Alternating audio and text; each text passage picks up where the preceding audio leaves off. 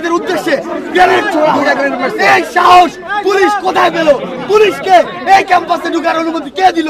এই ঘটনার মধ্যে পুলিশকে ক্যাম্পাস থেকে সরানো না হয় তাহলে ভিসি পক্ষকে আমরা জবাবদিহি করব। স্লোগান দিতে দিতে মিছিল নিয়ে শান্তিপূর্ণভাবে দোয়েল চত্বর থেকে এদিকে আসছিলাম, কিন্তু যখন আমরা রাজভাস্কর্য পার হয়েছি তখনই আমাদেরকে উদ্দেশ্য করে সোহরাওয়ার্দীর উদ্যানের গেটের দিয়ে ককটেল মারা হয়েছে এবং পুলিশ আমার সামনে নিজে আমি সবার পিছনে ছিলাম মিছিলের, আমার সামনে নিজে তারা ককটেল মারছে। আমি এখানে মাত্র 2 মিটার দূরে ককটেল ফাটছে, সাউন্ড ওটা ককটেল ছিল, আমার সামনে যেটা মারছে ওটা ককটেল ছিল।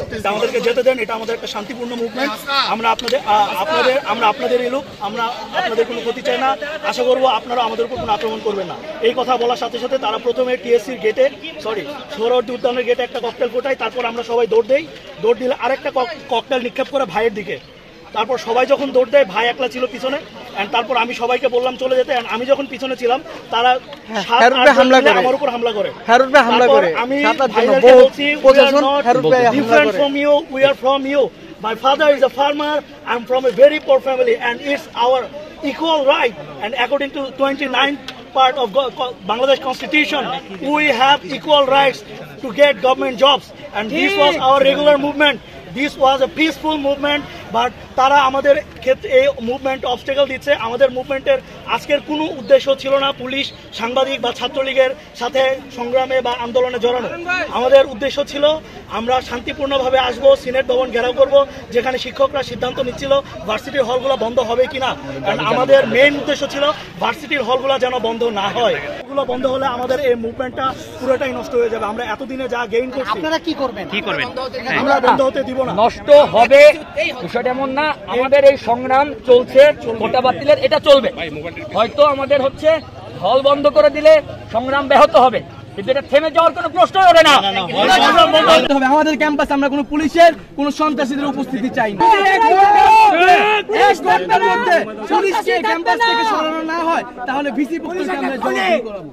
পুলিশ খুনি পুলিশ আমার ভালো লাগে মারছে।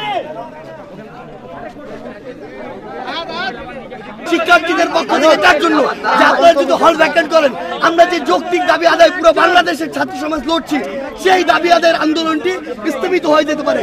এই জন্য আমরা আসছিলাম যে আমাদের স্যারদের এটা বলবো যে আপনারা হল ভ্যাকেন্ট করবেন না। আমাদেরকে প্রথমে রাজুবাড়ি সেখানে পুলিশ দিয়ে বাধা দেওয়া হয়। যখন আমরা বাধা দিয়ে আসছিলাম তখন আমাদের উদ্দেশ্যে গ্রেনেড ছোড়া। এই সাহস পুলিশ কোথায় পেল? পুলিশকে এই ক্যাম্পাসে ঢোকার অনুমতি কে দিল? ঢোকার পরেও তারা শিক্ষার্থীদের উদ্দেশ্য করে গ্রেনেড মারার সাহস এবং অনুমতি কার থেকে পেল? এই জবাব পুলিশকে দিতে হবে। ঢাকা বিশ্ববিদ্যালয়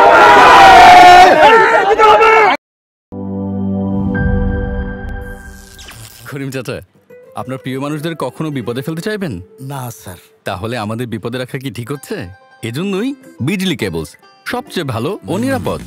ফ্লেম রিটার্ডেন্ট পিভিসি দিয়ে তৈরি বিজলি কেবলস, নিরাপদ আজীবন।